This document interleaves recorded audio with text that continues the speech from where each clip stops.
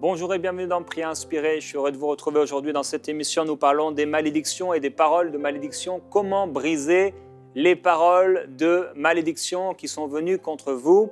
Je crois qu'en Jésus-Christ, bien sûr, et dans la parole de Dieu, nous avons la solution. La parole de Dieu est notre solution. Elle est puissante. Vous savez, tout a été créé par la parole de Dieu. Il n'y a rien qui n'a été créé sans l'accord, sans l'approbation et sans qu'elle ait été proclamée la parole de Dieu.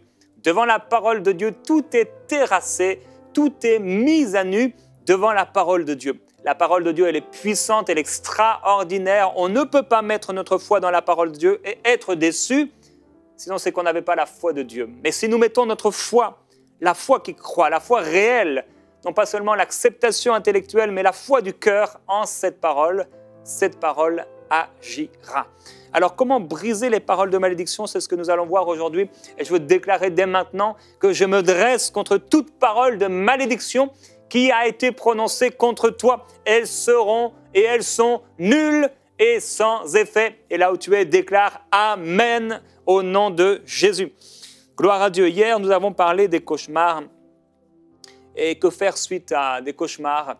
Je n'ai pas eu le temps de vous encourager à passer du temps dans la louange. C'est une chose qu'il faut faire également, ou que vous pouvez faire lorsque vous vous réveillez. Si vous avez été attaqué par ce genre de choses, vous pouvez vous réveiller et mettre simplement une louange que vous aimez particulièrement. Vous pouvez mettre de l'instrumental ou alors simplement, même sans instrumental et sans louange, vous pouvez vous-même commencer à louer le Seigneur. Passez du temps à louer Dieu, à le glorifier. Vous pouvez aller dans l'Apocalypse et lire certains versets, certains passages à propos de la gloire qui se trouve en Jésus-Christ et le Seigneur lui-même et l'autorité qu'il y a dans le nom de Jésus. Vous pouvez ouvrir bien sûr la parole de Dieu et commencer à la méditer.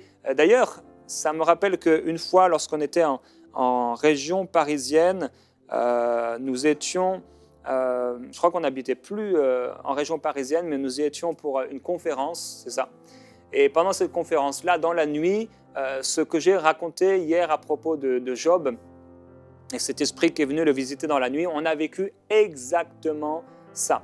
Et c'était vraiment, c'est tellement particulier, tellement bizarre. C'était à la veille d'une conférence, et donc c'était une attaque très très claire. Et j'ai ouvert la parole de Dieu, je suis tombé sur un passage dans Osée, qui dit et qui raconte que Dieu va mettre une clôture qui rendra impossible l'accès à l'ennemi.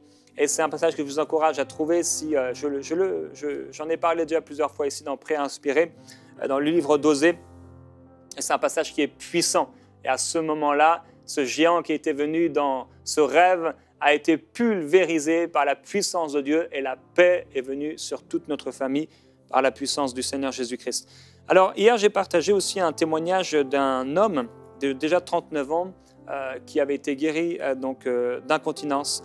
Et j'ai vraiment senti dans mon esprit, avant de faire cette émission aujourd'hui, que plusieurs personnes d'entre vous, vous souffrez de cela. Et c'est souvent des choses dont on a honte. Vous portez même des couches et ce genre de choses à cause de cela. Et vous êtes âgé, vous n'êtes plus en âge, donc bien sûr de faire pipi au lit, puisque vous n'êtes plus un bébé ou un petit enfant. Et le Seigneur maintenant veut vous libérer complètement. Plusieurs, vous avez souffert de cela et vous avez essayé des choses et vous avez été voir des médecins, et vous avez essayé des traitements, etc. Mais j'aimerais vous le dire que vous savez quoi, la gloire va être rendue à Dieu parce que je ne vais pas avoir besoin de vous imposer les mains, personne ne va avoir besoin de vous toucher, mais maintenant même, en cet instant, je n'aurai pas besoin de crier, mais au nom de Jésus-Christ, soyez guéris maintenant. Dans le nom du Seigneur Jésus-Christ, j'ordonne à ce problème de vous quitter maintenant, maintenant même. Vous n'êtes plus incontinent. Au nom de Jésus, vous êtes libérés complètement de cette maladie honteuse. Alléluia. Seigneur Jésus-Christ, merci. Par tes meurtrissures, nous avons été guéris. Et je me réjouis à l'avance de cette guérison miraculeuse que le Seigneur vous a accordée par son nom. Amen. J'ai un autre témoignage aujourd'hui d'une sœur qui s'appelle Sophie. Elle est au Canada et elle dit « J'ai écouté l'émission sur les conséquences du feu dans l'Église, dans Prière Inspirée avec votre invité, le pasteur Stéphane Caddy. J'ai pleuré, j'ai senti qu'il se passait quelque chose. Je me suis mise à trembler, ma mâchoire bougeait toute seule. Elle est en permanence pourtant crispée. Et je ne peux pas vraiment expliquer de façon précise ce qui s'est passé en moi. C'était puissant. Dans ma vie, j'ai vécu plusieurs événements très traumatisants. Inceste, rejet, abus multiples, relations amoureuses abusives, grossesse seule, mariage d'une durée de 10 ans avec un homme alcoolique extrêmement violent, etc. J'ai des problèmes de poumons depuis mes 8 ans qui n'ont pas cessé d'empirer, asthme, bronchite chronique, pneumothorax, et je devais prendre 3 pompes tous les jours. Je ne ressens plus aucune rancune ou colère en pensant aux personnes qui m'ont fait du mal. Je n'ai pas pris mes pompes hier au coucher et ni ce matin, c'est miraculeux. Normalement, si je saute une dose de mes 3 pompes, je n'arrive plus à respirer, et là, je respire super bien. Je te loue, mon Dieu et Jésus-Christ, notre Sauveur, de cette guérison et tout ce que tu as fait dans ma vie. Je t'aime de tout mon cœur, tu es merveilleux, Jésus-Christ. Amen. Gloire à Dieu. On est reconnaissant. Chaque guérison compte. Quel que soit le niveau, c'est extraordinaire. Et je veux déclarer, Sophie, que vraiment vous avez été guérie. Et si depuis ce témoignage que vous nous avez rendu, vous avez été attaqué, oppressé, résistez parce que vous avez été guéri. Gloire à Dieu. Alors, on va entrer dans le sujet, comment briser les paroles de malédiction. Dans Job, au chapitre 2, au verset 7, on est toujours dans les trésors, les secrets du livre de Job. Il est écrit au verset 7, « Alors Satan se retira de la présence de l'Éternel, et il infligea à Job une douloureuse maladie de peau qui s'étendit de la plante des pieds jusqu'au crâne. Job prit un morceau de poterie pour se gratter et resta assis au milieu de la cendre. Sa femme lui dit, « Tu persévères toujours dans ton intégrité, maudis donc Dieu et meurs. » Mais il lui répondit, « Tu parles comme une insensée. » Littéralement, ou dans le texte en fait original, tu parles comme une Nabal.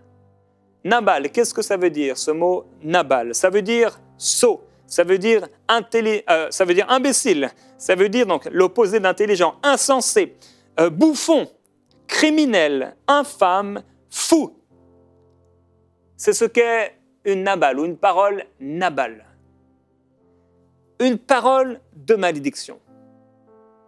C'est une parole insensée. C'est une parole Nabal. Quand cette femme, sa femme, en fait, sa propre femme, ça c'est terrible, plus c'est proche et plus c'est terrible, commence à le maudire, parce qu'en fait c'est une parole de malédiction. Elle lui dit « maudis Dieu et meurs », c'est une parole de malédiction. Elle l'amène et elle désire qu'il maudisse lui-même Dieu, et elle désire sa mort. C'est une parole de malédiction. Elle dit « maudis donc Dieu et meurs », qu'on en finisse, que ce soit terminé, que les souffrances s'abrègent, que ce soit terminé. C'était une parole de malédiction, c'était une parole Nabal. Il y a un autre exemple dans la parole où on trouve ce mot Nabal, par exemple dans Proverbe, au chapitre 53, Psaume, au chapitre 53, dans le psaume 53, au verset 2, il est écrit « L'insensé dit en son cœur, il n'y a pas de Dieu ». Le mot insensé, c'est le mot Nabal. Alors, quelles sont ces paroles Nabal? Ce sont ces paroles de malédiction. Est-ce que je mettrai ma foi dans une parole Nabal, ou je vais dire plus simplement dans un Nabal? Vais-je mettre ma foi dans un Nabal, dans une parole insensée, puisque ce Nabal dit en son cœur, il n'y a pas de Dieu. Voici ce qu'est une parole de malédiction, c'est une parole Nabal, c'est une parole insensée, c'est une parole folle, c'est une parole qui dit en son cœur, il n'y a pas de Dieu.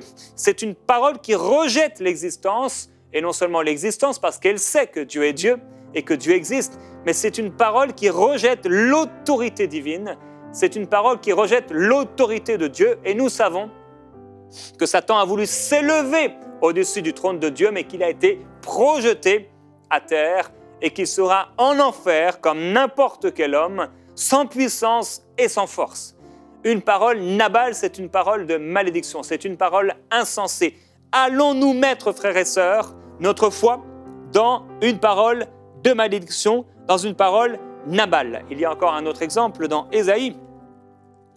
Dans Ésaïe au chapitre 32, de ce genre de parole. Car Nabal, donc car l'insensé, profère des folies, et son cœur s'adonne au mal pour commettre l'impiété et dire des faussetés contre l'Éternel. Alors, qu'est-ce que fait une parole Nabal? Qu'est-ce que fait une parole de malédiction?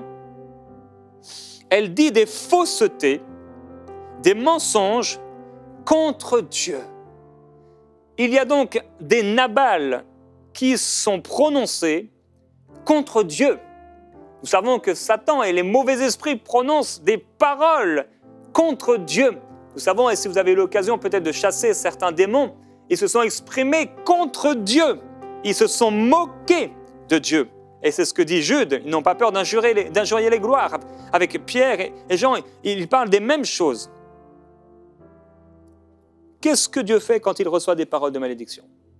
Parce qu'en fait, il reçoit des paroles de malédiction. Dieu reçoit des paroles de malédiction. Et si nous avons été créés à l'image de Dieu, qu'est-ce qu'on doit faire si on reçoit une parole de malédiction? La première chose, ce n'est pas dans l'ordre forcément, Dieu reste stable sur son trône. Quand Dieu entend une parole de malédiction, il n'y a pas un de ses cils ou de ses sourcils qui bouge. Il n'est pas effrayé, il n'est pas paniqué, il reste stable, tranquille. S'il y a une parole de malédiction, une parole Nabal qui est venue contre toi, reste tranquille. Ce sera difficile de rester tranquille si tu n'as pas de communion, si tu n'as pas développé ta communion, ta relation avec Dieu. Tu as besoin de développer cette relation avec Dieu, tu as besoin de passer du temps avec le Seigneur. Qu'est-ce que Dieu fait également? Deuxièmement, il rit. Quand Dieu entend des paroles de malédiction, il fait un choix bizarre, il rit. Dans Psaume au chapitre 2, verset 4, il est écrit « Celui qui siège dans les cieux rit, le Seigneur se moque d'eux. » Il y a quelqu'un qui doit commencer à rire maintenant à cause des paroles de malédiction qui ont été prononcées contre lui. Dans Psaume au chapitre 37, verset 13, « Le Seigneur se rit du méchant, car il voit que son jour arrive. » Commence à rire maintenant de ces paroles de malédiction qui ont été prononcées contre toi. On t'a dit que tu ne serais jamais enceinte, que tu n'aurais jamais d'enfant. Commence à rire contre tes ennemis, car le Seigneur est avec toi. Il y a des paroles de malédiction, des faussetés qui ont été prononcées contre l'Éternel. Et qu'est-ce que Dieu fait? Il rit. Il y a des faussetés qui ont été prononcées contre toi. Qu'est-ce que tu dois faire? Tu es comme Dieu. Commence à rire. Cela n'arrivera pas. Tu as voulu te moquer de moi. Tu as voulu te tromper. Mais je ne me suis pas fait avoir. Commence à rire maintenant à cause de tes paroles qui t'ont été données et à cause de la grâce de Dieu, de la puissance de Dieu qui vient écraser ces paroles de malédiction dans ta vie, qui vient les rendre nulles et sans effet. Et qu'est-ce que Dieu fait? Il s'avance comme un héros. J'aime ce passage d'Ésaïe chapitre 42 où nous voyons Dieu comme un homme de guerre. Il est écrit « L'Éternel sort comme un héros.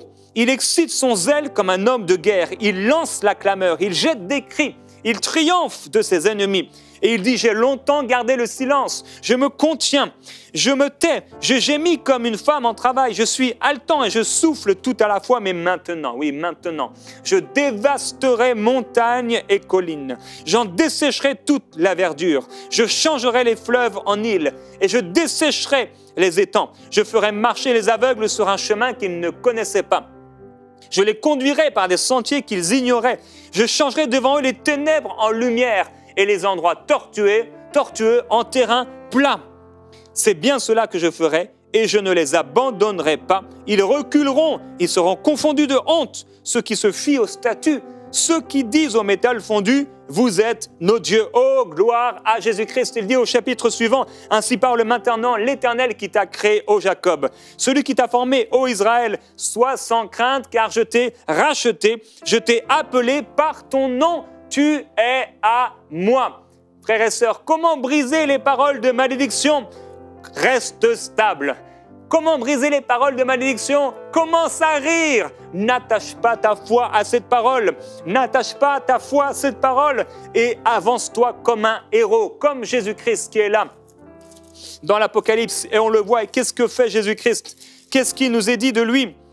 Il est écrit au chapitre 6 du verset 2. « Je regardais et voici un cheval blanc. Celui qui le montait tenait un arc. » Vous savez, le cheval sur lequel tu te trouves, ce n'est pas un cheval qui est cramoisi, ce n'est pas un cheval qui est ténébreux. Il est blanc. Je regardais, voici un cheval blanc, blanc comme la neige, pas blanc comme ma peau, blanc comme la neige. Je regardais, voici un cheval blanc. Celui qui le montait tenait un arc. Une couronne lui fut donnée. Il partit en vainqueur et pour vaincre. Quand il ouvrit le second sceau, j'entendis le second être vivant dire « Viens ». Et là, il voit un cheval rouge feu. Mais ici, au verset 2, il partit en vainqueur et pour vaincre. Ça doit être ta mentalité. Ça doit être l'atmosphère dans laquelle tu vis. En vainqueur et pour vaincre. Alors, Job a dû combattre avec la parole de sa femme. Maudit Dieu et meurt. L'épreuve, la tentation, a duré longtemps. Et au début, il a résisté très clairement. Il a dit non. On ne recevrait pas que du bien de Dieu et on ne recevrait pas de mal. Bien sûr, ce n'était pas Dieu qui envoyait le mal. Mais il n'a pas péché dans le sens où il n'a pas maudit Dieu et il n'a pas dit du mal de Dieu. Son cœur ne s'est pas emporté contre Dieu. À la fin, Dieu lui a montré qu'il s'était trompé ici et là. Mais son cœur était resté pur envers le Seigneur en refusant de le maudire. Mais donc, après avoir pris cette décision, non, je ne veux pas maudire Dieu. Il y avait cette parole de malédiction qui avait l'air de tourner autour de lui. Vous savez, il marchait, et pendant qu'il marchait, la parole était en train de le poursuivre. Il marchait, et la parole était en train de le poursuivre. Il y a plusieurs personnes d'entre vous, vous êtes en train de marcher dans la vie, et il y a des paroles qui résonnent. Il y a une parole qui résonne. Cette parole, il l'entendait. Maudit Dieu, ensuite meurt. Maudit Dieu, ensuite meurt. Tu vas mourir. Maudit Dieu parce que Dieu n'a rien fait pour toi. Et ça venait avec toutes sortes de mensonges. C'était une parole insensée. Et il l'a bien dit. Tu parles comme une femme insensée, comme une femme Nabal. Tu me maudis, mais cette parole de malédiction ne portera pas de fruit. Dans Ésaïe chapitre 54 au verset 14, nous avons une promesse de Dieu. Dieu dit, tu seras affermi par la justice. Bannis l'inquiétude, car tu n'as rien à craindre. Et la frayeur, car elle ne s'approchera pas de toi. Oui, bannis l'inquiétude, car tu n'as rien à craindre. Et la frayeur, car elle ne s'approchera pas de toi. Si on forme des complots, cela ne viendra pas de moi, dit le Seigneur. Et quiconque se liguera contre toi tombera sous ton pouvoir. Et Dieu dit, oui, j'ai créé l'ouvrier qui souffle le charbon au feu, qui fabrique une arme de destruction par son travail. Mais j'ai créé aussi le destructeur pour la briser. Toute arme qui a été forgée contre toi est nulle et sans effet. Toute arme forgée contre toi est brisée. Toute langue qui s'est élevée en malédiction, en justice contre toi, elle est condamnée. Et Dieu dit, tu la condamneras. Tu la condamneras. C'est toi qui vas condamner la parole qui est sortie. Jusqu'ici, tu faisais appel à Dieu, mais Dieu dit, je t'ai donné l'autorité, je t'ai donné ma parole, maintenant viens condamner cette parole. Viens condamner cette parole de malédiction, cette parole Nabal, cette parole de mensonge, cette parole insensée, cette parole folle, cette parole qui venait travailler contre mon royaume, parce que cette parole n'est pas la volonté de Dieu. Alors elle vient, elle a été prononcée contre Dieu lui-même. Et à cause de cette parole qui a été prononcée contre Dieu lui-même, Dieu t'a donné l'autorité sur la terre. Il dit, j'ai donné la terre aux hommes. Il t'a donné l'autorité en Jésus-Christ. Jésus l'a dit, je vous donne la puissance de marcher sur tous les serpents, les scorpions et sur toute la puissance de l'ennemi sans que rien ne vous fasse du mal. Frères et sœurs, nous avons la puissance, nous avons l'autorité, non pas à cause de nous, non pas en nous-mêmes ou par nous-mêmes, mais à cause de Jésus-Christ, nous avons l'autorité.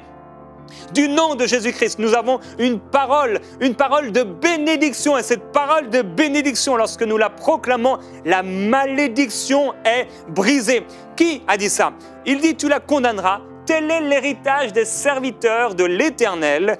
Tel est le salut qui leur viendra de moi, dit l'Éternel. Qui a dit ça, frères et sœurs? C'est l'Éternel. C'est qui a dit ça? C'est l'Éternel. Dis-le, c'est l'Éternel qui a dit ça. C'est l'Éternel qui a parlé. Proclame après moi, c'est l'Éternel qui a dit ça. C'est l'Éternel qui a dit que toute arme forgée contre moi sera nulle et sans effet. Oh, ce n'est pas un prêtre, ce n'est pas un curé, ce n'est pas un pasteur, ce n'est pas un quelconque responsable spirituel, ce n'est même pas un ange, c'est l'Éternel qui a déclaré. Il a déclaré que toute arme arme forgée contre moi sera nulle et sans effet. Il a déclaré que toute arme qui avait été forgée, toute langue qui s'était élevée en justice contre moi, elle sera condamnée. Et non seulement elle sera condamnée, mais c'est moi qui la condamnera avec la parole de Dieu. Vous savez, Dieu renverse la malédiction en bénédiction.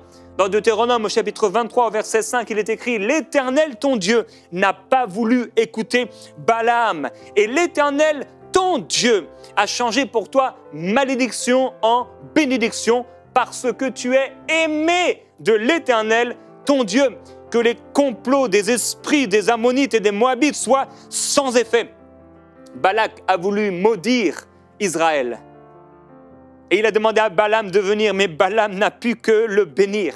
Balaam n'a pu que bénir Israël, qu'il en soit ainsi de toi, au nom de Jésus-Christ. Et je veux vous lire un passage.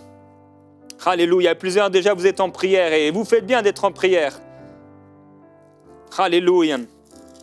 Alors que Pierre était en train de prêcher l'évangile, est-ce que les gens ont attendu avant d'être remplis du Saint-Esprit? Ils n'ont pas attendu.